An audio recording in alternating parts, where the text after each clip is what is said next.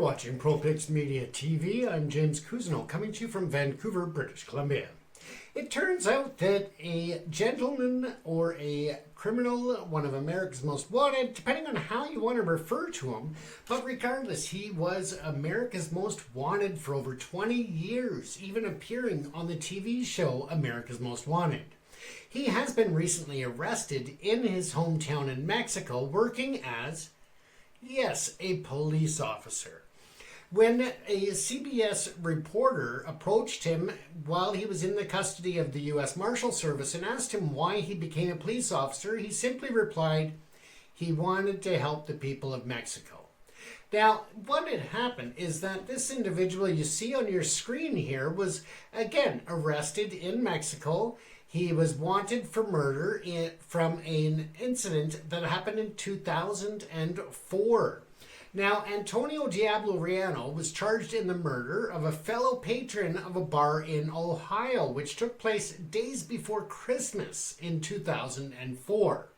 Antonio and Benjamin Becerra had an argument inside the bar before they took the argument outside, at which time Mr. Riano was captured on camera shooting the victim in the face, causing the fatal injuries to Mr. Becerra. Riano went on the run and visited his sister in New Jersey before he fled to his hometown in Mexico. Now, he went to Zapotlán and became a police officer. That's his hometown. Well, he joined the police department. He had left his wife and his children in the United States. They continued living the life there while he continued to be a police officer. And not only was he a police officer there, but he had a very active social media presence, and he was keeping people updated on his life and his work as a police officer. So very interesting that he was hiding in plain sight.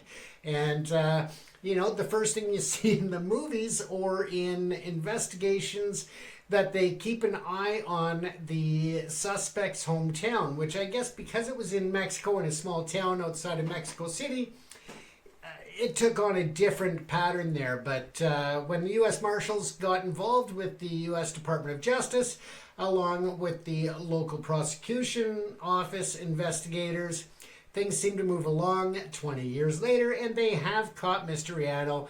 He was arrested and taken into custody in Mexico and then extradited back to the United States to face justice. While the U.S. Marshals, as I said, were transporting the accused, the CBS reporter was able to ask him why he became a police officer, and again, he just said, I wanted to help the people of Mexico.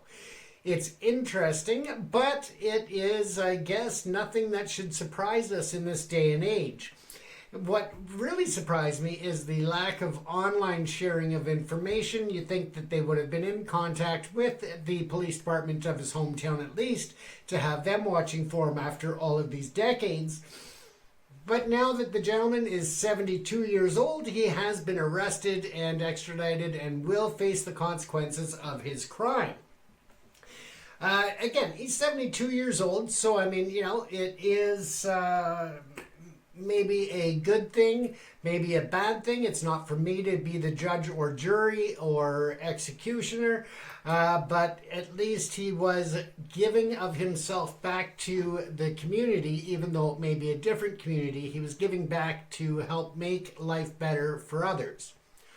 Or was he?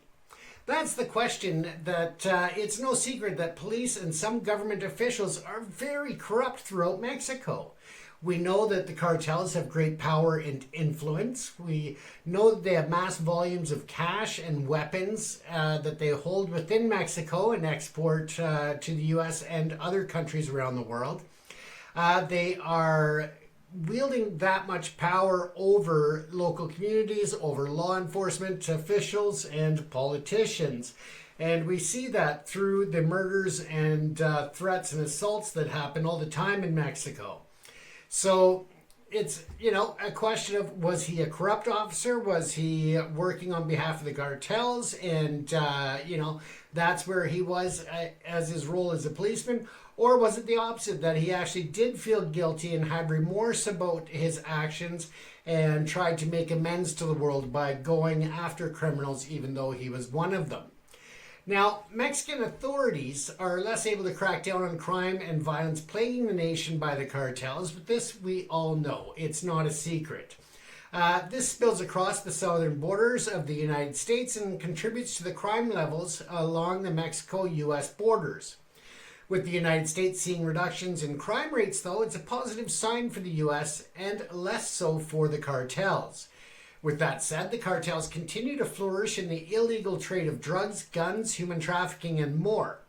The murders of politicians, law enforcement, and others throughout Mexico clearly demonstrates the ability of the cartels to continue holding people as hostages, local citizens, their counterparts in law enforcement, and so forth. So it should be noted about how much the cartels illegally contribute to the economy of Mexico as well, because even though it's in the underground economy, it has to come to the surface at some point. Now, with that said, of course, we look at areas where they are organized and managed, because the cartels are very well organized, they are very well managed, and they have the advantage of all of this money, but also to not have to follow the laws, where law enforcement have regulations, they have laws, they have, the Charter of Rights and Freedoms here in Canada or other equivalents around the world. So again, they are able to move a bit quicker at adapting to the authorities and their techniques or technology.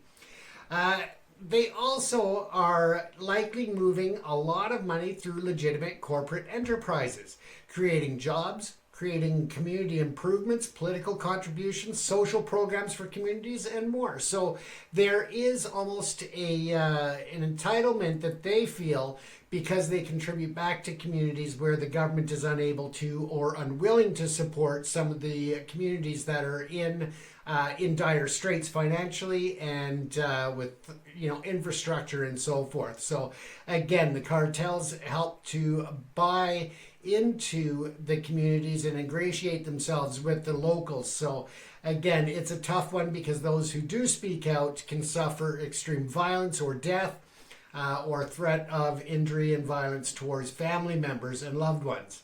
So it would be interesting if you found any of the cartels that were not spreading their tentacles into legitimate business enterprise.